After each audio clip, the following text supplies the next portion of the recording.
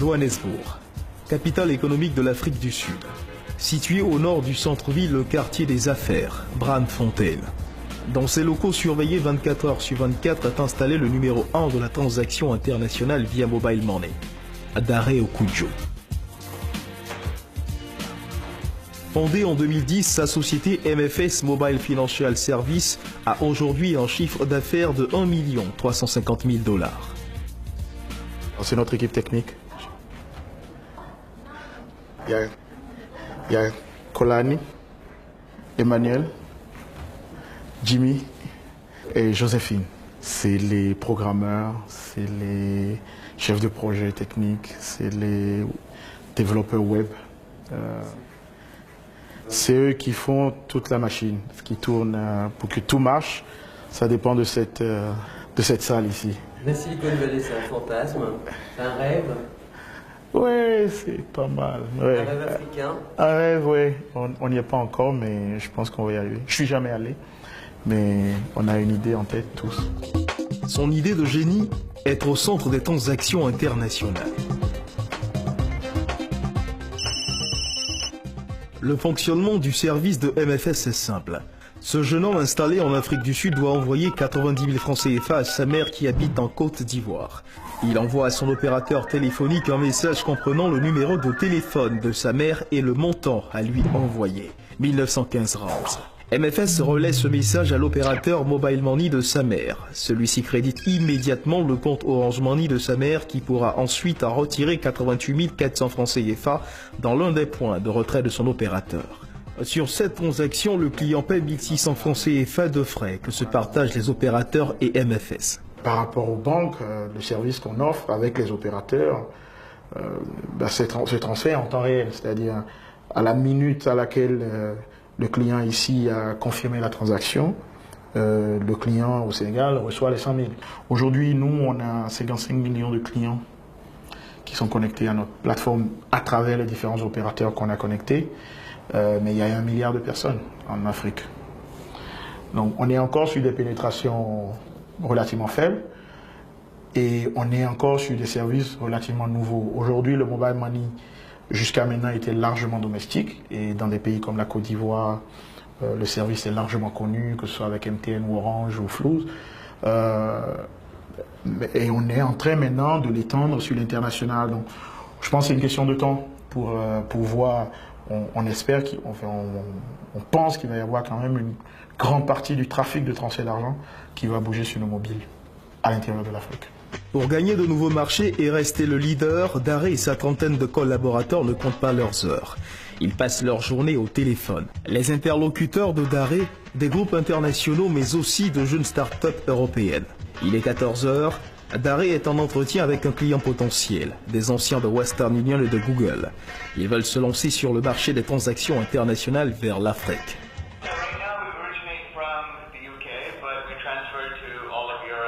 Okay. UAE, US, Canada, Nigeria, and a couple other places. We are an African-based company where we focus primarily on money transfer from or and to mobile wallets. Myself, I'm based in South Africa. We have an office in Accra. And the bulk of our activity is to connect different mobile wallets. Après la présentation d'usage, Dare va tout faire pour vendre les services de son entreprise aux Européens pendant plus d'1 heure. Et l'enjeu est de taille. Thank you very much. Cheers. Bye bye. Thank you. Appreciate it. Bye. Content du déroulé de... Parfait. Juste. Exactement ce qu'il fallait faire. En général, il y a toujours le moment délicat au niveau des prix et ça ne les a pas fait réagir. Donc, après ça, s'ils veulent voir plus de documents, c'est que c'est bon. On recense 7 millions d'immigrants africains en Europe. Dare estime qu'à court terme, rien que le marché des immigrants africains en Angleterre pourrait lui rapporter 200 000 $ par mois. En moins de 5 ans, MFS Africa s'est imposé comme le numéro 1 dans son domaine sur le marché africain du mobile money. Alors, donc là, ça c'est en rouge, c'est les pays où on est déjà présent. où on est connecté. Donc vous pouvez voir Madagascar, Rwanda, Ouganda, Bénin forcément, Ghana, Côte d'Ivoire, Libéria, Mali, Congo, Brazzaville. Et les points jaunes, c'est des pays en projet. On est à différents stades d'intégration technique avec les partenaires. Il y a à peu près 7 milliards de dollars par an qui se trafiquent sur ces pays-là. Et entre juste le Kenya et l'Ouganda, il y a plus de 500 millions de dollars par an de trafic. Vous vous rendez bien compte, c'est beaucoup de transferts d'argent de personnes, mais il y a aussi beaucoup de commerce. Parce que beaucoup de choses en Ouganda viennent du port de Mombasa. Donc il y a les camions sur la route tous les jours et beaucoup de cash qui bouge entre ces pays-là. Donc pouvoir le faire par mobile va améliorer pas mal de choses. Daré Okudjo est né au Bénin. Issu d'une famille modeste, brillant élève, il a pu faire ses études à l'étranger. Le Maroc, la France, les États-Unis. De grandes études et un MBA en poche lui ont permis d'être embauché chez MTN en Afrique du Sud. Après 4 années passées dans le service mobile banking de MTN, il est devenu un véritable expert. À Johannesburg, Daré habite le quartier chic de Kruger Park. Vous avez toujours vécu dans des quartiers aussi chics dans votre vie? Non, je me rappelle, on avait la maison, mais juste à côté, tu avais quasiment des cases. Donc, à Johannesburg, c'était assez organisé. Ça vous fait quoi quand vous voyez qu'aujourd'hui, vous êtes dans un quartier d'IUP? Par rapport à vos parents, par rapport à votre histoire? Je suis extrêmement reconnaissant. Je pense que je me sens chanceux quand même. Je connais beaucoup de gens qui avaient beaucoup de talent, mais qui ont manqué le petit moment, l'opportunité qui fait la différence. Je pense que j'ai été, la scolarité et tout ça, j'ai donné l'effort, je travaille beaucoup, mais j'ai la chance qui fait du général le maréchal, comme on dit, parce qu'il faut avoir un peu de chance pour revenir de la guerre. Mes 2 parents se sont énormément sacrifiés pour qu'on puisse arriver là. Aujourd'hui, ils sont fiers de vous? J'espère. J'espère.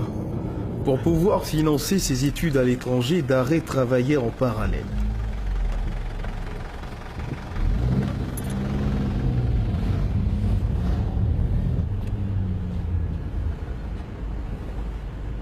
Il est 8 heures. Daré arrive à son bureau. Ses équipes sont déjà là. Elles sont essentiellement d'origine africaine et parlent toutes au minimum de langue couramment. C'est la condition sine qua non pour être recruté chez MFS. Dans ce bureau, on suit et règle les problèmes de transaction. 32,84, oui. 35. 465. D'accord, madame, on a eu une suite de Madagascar. Donc là, on va envoyer le numéro, le bon numéro. Oui, et je suis sûre qu'ils vont créditer le compte.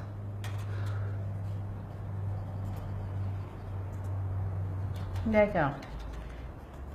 Merci à vous, madame. Oui. D'accord, nous allons vous donner une suite. À tout à l'heure. Au revoir. C'était une cliente? Pardon? C'était une cliente? C'était une cliente? Oui, c'était une cliente. Quelle était sa préoccupation? Elle envoyait de l'argent à Madagascar, mais elle s'est trompée de numéro de bénéficiaire. D'accord. Et là, qu'est-ce que vous allez faire? Qu'est-ce que vous faites? Là, dans ce cas, on entre en contact avec Madagascar. Oui, et on demande si le compte a reçu l'argent ou pas. Et puis, on demande de créditer le bon numéro. Donc, c'est qu'on fait. Outre faciliter les transactions financières de la population, le mobile money permet aussi de combattre le blanchiment d'argent.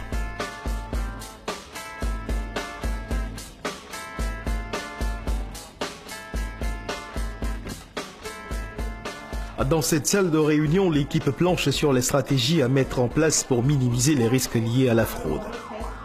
Les transactions frauduleuses, c'est facile à repérer. On peut être là, on a activé un client soi-disant aujourd'hui, on vient juste d'activer un client, et puis tu verras que le client le soir, la nuit vers 23h, minuit ou même 1h du matin, ils font un transfert de 2 000 €. Et 2 000 €, c'est ça la limite que nous avons en ce moment. Donc tu pourras aussi voir le lendemain les transactions échouées. Tu as un client que tu viens juste d'activer et il essaie peut-être 6 000 €. Donc ça déjà, c'est quelque chose qu'on peut repérer et dire que non, ce client ici, il est un peu suspect. Et qu'est-ce que vous faites dans ce cas-là alors?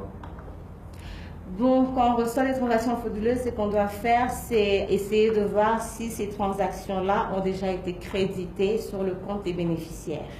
Et si c'est crédité, on essaie de voir si on peut récupérer cet argent. Donc, ils doivent soit suspendre le compte des bénéficiaires et puis essayer de débiter ces montants qu'ils ont crédités. Fin de journée, c'est l'heure des comptes. Daré et son directeur technique font le point sur les transactions du jour. Ok. Par exemple, là, on compte de façon automatique entre Orange et tout ça. Là, il vous a fait quoi? Est-ce que vous pouvez nous dire à peu près là maintenant? Alors, là, on est à peu près 1200 transactions, à peu près 12 millions CFA pour aujourd'hui. C'est beaucoup? C'est normal, c'est une journée normale pour l'instant. On a des pics soit les lundis ou les vendredis, en général. Sur 12 millions de francs CFA, vous touchez combien par entreprise? Un tout petit peu de pourcentage. Oui. Vous ne voulez pas en parler? Non, c'est un peu confidentiel, mais c'est un tout petit pourcentage. C'est gênant. Pourtant, donné par... Non, c'est surtout... on est encore dans un marché où les équilibres s'établissent et je pense qu'il y a encore des informations sensibles. C'est pas que c'est gênant, c'est juste c'est sensible. Bon, voilà. La nuit est tombée sur Johannesburg.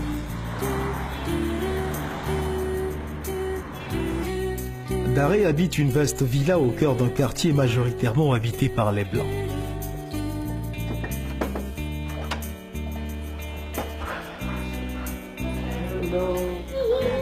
Son épouse, bien que banquière, a mis plusieurs années pour comprendre le fonctionnement du mobile money. Est-ce que votre épouse connaît quelque chose au mobile money, comprend quelque chose au mobile money? Je pense que j'ai réellement commencé à m'y intéresser quand j'ai appris en quoi cela consistait vraiment. Combien de vies cela avait changé et comment cela aidait les gens. Au début, pendant les 4 premières années, je ne comprenais absolument rien à ce qu'il me racontait. Est-ce que vous pensez que vous qui êtes dans la banque, que le mobile money devrait être une institution financière comme une autre? J'y pense, bien sûr, puisque je travaille dans une banque, mais je ne peux pas vous donner le nom. Quand je regarde notre nounou ou notre jardinier, par exemple, notre jardinier, tous les mois je retire de l'argent et cet argent, il le donne à quelqu'un qui part au Malawi. Et c'est la seule façon d'envoyer de l'argent à sa famille. Donc, je pense que les banques devraient penser à proposer ce type de service et les services mobiles devraient devenir des institutions financières. Il y a un marché pour cela. Vous avez des enfants? À votre avis, ils auront un compte en banque en premier sur mobile money ou est-ce qu'ils ont déjà un compte en banque?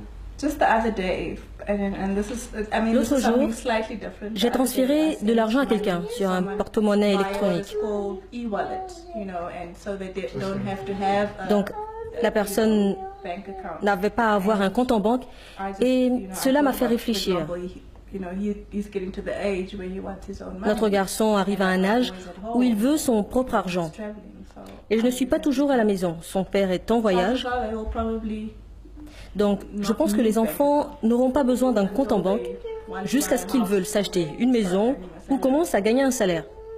À cet âge-là, ou avant de commencer à travailler, ils n'utiliseront sans doute pas de compte en banque, car le mobile money est très flexible. Pour finir, vous deux, vous êtes consommateur du mobile money? En fait, non, car j'ai un compte en banque. Dare Okudjo a su saisir l'énorme potentiel de ce business. En se positionnant très tôt sur les transactions internationales, il s'est naturellement imposé comme leader sur ce marché lucratif.